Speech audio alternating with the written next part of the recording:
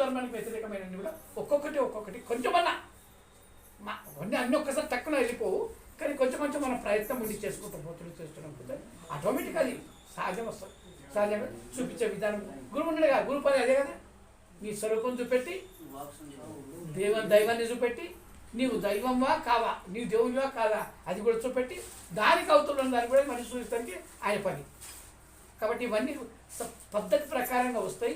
కానీ మనం శరణాగతి అయినప్పుడే, శరణాగతి అవడమే మన యొక్క లక్ష్యం. ఏదైనా శరణము గురువుకి శరణం. గురువు అంటే ఏంది? గురువు అంటే ఏంది?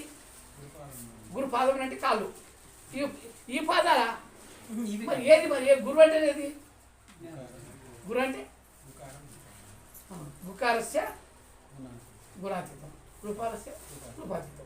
గుణ రూపరహితము లేనటువంటిది బోధ రూపుడే గురు. బోధనే నాకు తెలియంది వెళ్తే బోధనే.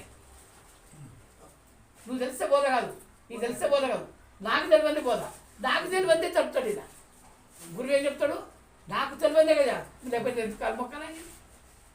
నాకు తెలియంది, నా ప్రయత్నం చేసినా కానీ తెలియలే, నా రూపము నాకు తెలియలేదు, నా స్వస్వరూపం తెలియలేదు, దేవుడు ఎవరో తెలియలేదు, ఏది తెలియలేదు. ఇవన్నీ తెలిసే విధానం ఎవరి దగ్గర ఉంది? వాళ్ళ గురువు ద్వారా ఆ గురువు ఈ గురువు తెలుసుకున్నాడు. కాబట్టి ఈ గురువు పైన నువ్వు ఈ కాలముకుడు ఏదైతే చేయడం ప్రారంభం కాదు, అది ఆ తత్వం నాకు అనిపిస్తుంది. కాబట్టి అందుకోసమే గురు బోధ రూపుడే గురువు. మరి గురువు ఈ గురువు పుట్టగిన గురువు అయినా ఎందుకని మరి ఆయన అదే భిక్షపతి కదా, ఇప్పుడు కూడా ఆ భిక్షపతి ఈ భిక్షపతి కదా. అప్పటికిప్పటికి ఆయన తేడా అయిందా? అదే రూపము, అదే కాళ్ళు, అదే చేతులు, అదే అంతే కదా. మరి ఎందుకు ఇప్పుడు గురువు అయింది?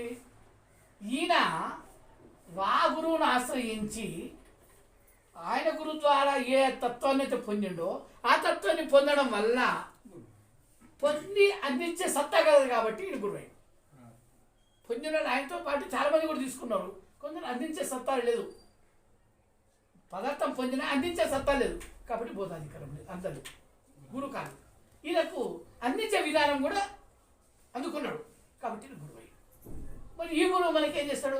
ఆ పదార్థమే అనంత రూపకంగా వచ్చినట్టు పరంపరంగా వచ్చిన పదార్థం నీకు అందిస్తాడు. కొత్త ప్రవేశపెట్టింది ఏం లేదు.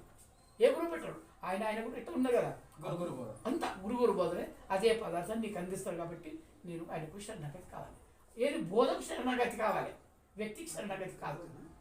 వ్యక్తికి శరణాగతి అయితే బోధ శరణాగతి అయితే అంతే కదా. అవు నువ్వు నువ్వు నువ్వు పక్కకుండా నేను బోధ మాత్రమే నాకు చెప్పండి ఎట్లా నువ్వు వీటికనే ఉన్నావు, నాకు నేను చూస్తే నాకు చూడబుద్ధి కాదు, నువ్వు బోధ నాకు చెప్పుకొని నువ్వు ఉండకు దగ్గర నా దగ్గర అంటే అవుతుంది అది అట్లే కాదు కదా, అది ధర్మం. నువ్వు మంచిగా ఉండాలి, నువ్వు నాకు అందిస్తూనే ఉండాలి, నేను నీ దగ్గరనే ఉండాలి. కానీ భౌతికంగా ఉండాలి, పారమార్థికంగా ఉండాలి, స్థూలంగా ఉండాలి, సూక్ష్మంగా ఉండాలి, అందుకుంటూనే ఉండాలి ఎప్పటికీ.